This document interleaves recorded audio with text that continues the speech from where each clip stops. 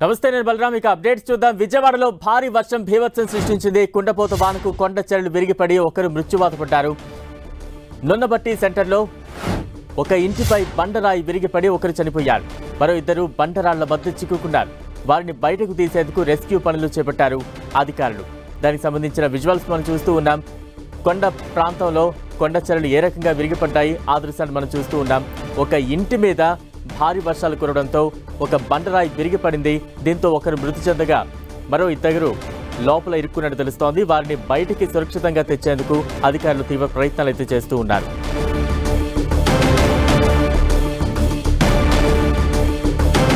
విజయవాడలో భారీ వర్షం కొనసాగుతోంది భారీ వర్షం సృష్టించింది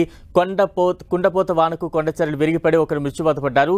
నున్నబట్టి సెంటర్లో ఒక ఇంటిపై బండరాయి విరిగిపడి ఒకరు చనిపోయారు మరో ఇద్దరు బండరాళ్ల కింద చిక్కుకున్నారు వారిని బయటకు తీసేందుకు రెస్క్యూ పనులు చేపట్టారు అధికారులు ప్రస్తుతం దృశ్యాలు చూస్తూ ఉన్నాం పోలీసు అధికారులు సంఘటన స్థలానికి చేరుకున్నారు ఇప్పటికే అక్కడ భీభత్సమైన వర్షం కురుస్తోంది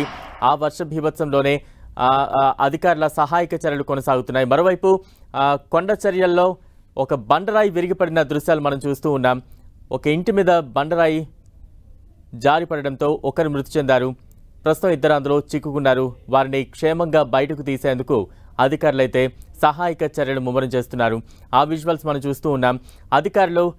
ఘటనా స్థలానికి చేరుకుని అక్కడ పర్యవేక్షిస్తున్న దృశ్యాలు చూస్తూ ఉన్నాం మరోవైపు బండరాయి ఏదైతే ఉందో ఇంటి మీద పడిన దృశ్యాలు మనం చూస్తూ ఉన్నాం దీంతో ఇళ్లు మొత్తం కూడా తునాతునకలైపోయింది ఒకరు మృతి చెందగా ఇద్దరు అందులో ఇరుక్కున్నట్టు తెలుస్తోంది వారిని క్షేమంగా బయటకు తెచ్చేందుకు అధికారులు తీవ్ర ప్రయత్నాలు అయితే చేస్తూ ఉన్నారు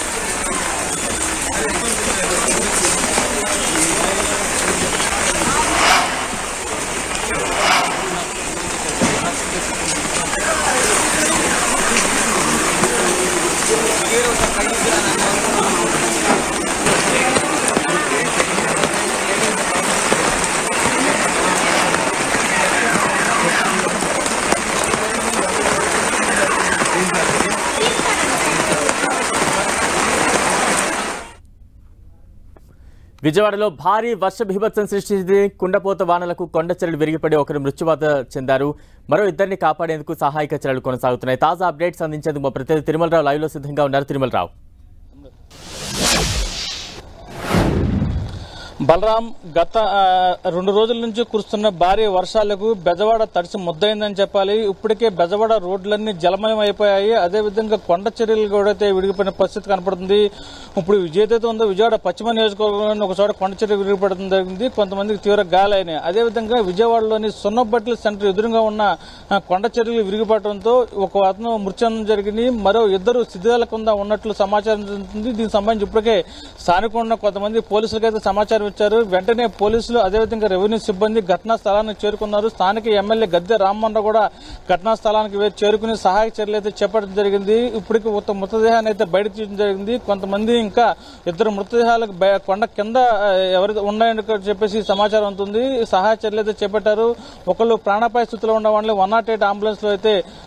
ప్రభుత్వ ఆసుపత్రి తరలించడం జరిగింది ఏదేమైనప్పటికీ విజయవాడలోని భారీ కురుస్తున్న వర్షాలకు కొండ చర్యలు అయితే విరిగిపడడం జరిగింది ఎప్పటి నుంచి ఎప్పుడు వర్షం కురిసినా సరే కొండ చర్యలకు అయితే ఇలాంటి ఇరుగుపడే సంఘటనలు ఉంటాయి అయితే కానీ వీళ్ళు ఏదైనా ఘటన జరిగినప్పుడు అధికారులు అయితే స్పందిస్తారని చెప్పేసి స్థానికులు చెప్తున్నారు అనేక మార్లు కొండ చర్యలు విరుగుపడతాయి కొండ పైన భాగంలో కొంత ఇబ్బందిగా ఉందని చెప్పేసి అధికారులకు చెప్పినప్పటికీ అధికారులు స్పందించిపోవడం వల్ల ఈ ఘటన చోటు చేసుకుందని చెప్పేసి జరుగుతూ ఉంటాయి ఎప్పుడు కొంత స్వల్ప గాయాలు ఇల్లు ధ్వంసం అవడం జరుగుతూ ఉంటాయి కానీ ఈ రోజు మాత్రము కొండ చర్యలు ఇరుగుపడి ఒక అతను మృతి చెందడం మరో కొంతమంది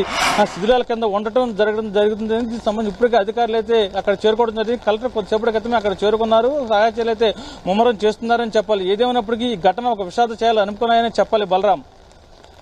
తిరుమలరావు అంటే మృతిని వివరాలు ఏమైనా తెలిసాయా ప్రస్తుతం అధికారులు ఎంతమంది అక్కడ చేరుకున్నారు ఎటువంటి సహాయక చర్యలు మొదలు కానున్నాయి బలరాం ఇప్పటివరకైతే మనకు వివరాలు ఏం తెలియట్లేదు. స్థానికులు చెప్పిన వివరాలు అయితే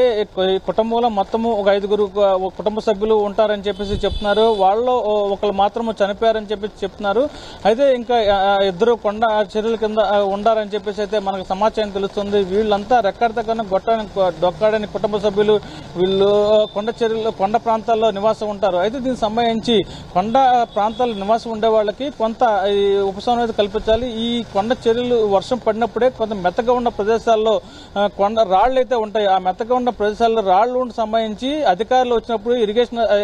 సంబంధించి ఇది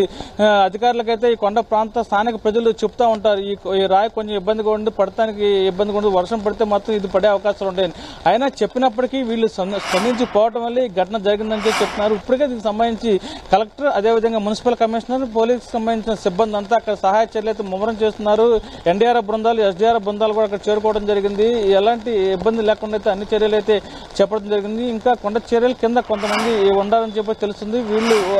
పరిస్థితి ఎలా ఉంది, వీళ్ళు బతుకుంటారు, ఏనపక్షం ఇంకేదైనా జరిగిందని చెప్పేసి అయితే అందరూ ఉత్కంఠగా ఎదురు చూస్తున్నారు. కొద్దిసేపటి క్రితమే గద్దె రామ్మోహన్ స్థానిక ఎమ్మెల్యే కూడా అక్కడ చేరుకోవడం జరిగింది.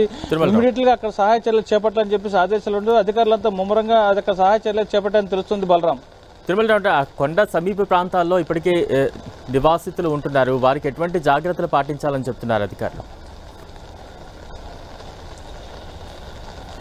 అంటే బలరాం, ఈ కొండ ప్రాంతాల్లో నివాసాలు ఉండే వాళ్ళకి పై భాగం సంబంధించి ఎప్పటికప్పుడు అధికారులు కూడా అయితే అప్రమత్తం చేస్తూ ఉంటారు. కొండ పై భాగంలో మీరు నివాసాలు ఏర్పాటు చేసుకోవచ్చు, ర్యాలీ పెడితే ఇబ్బందికర గురి పరిస్థితులు ఉంటాయని చెప్పేసి అధికారులు అప్రమత్తం చేస్తున్నప్పటికీ వీళ్ళంతా చిన్న చిన్న ఉద్యోగస్తులు, అదేవిధంగా కూలి పనులు చేసుకునే వాళ్ళు, బయట అద్దెలు కట్టలేక కొండ ప్రాంతాల్లో వీళ్ళు నివాసం ఉంటారు. ఈ వర్షాలు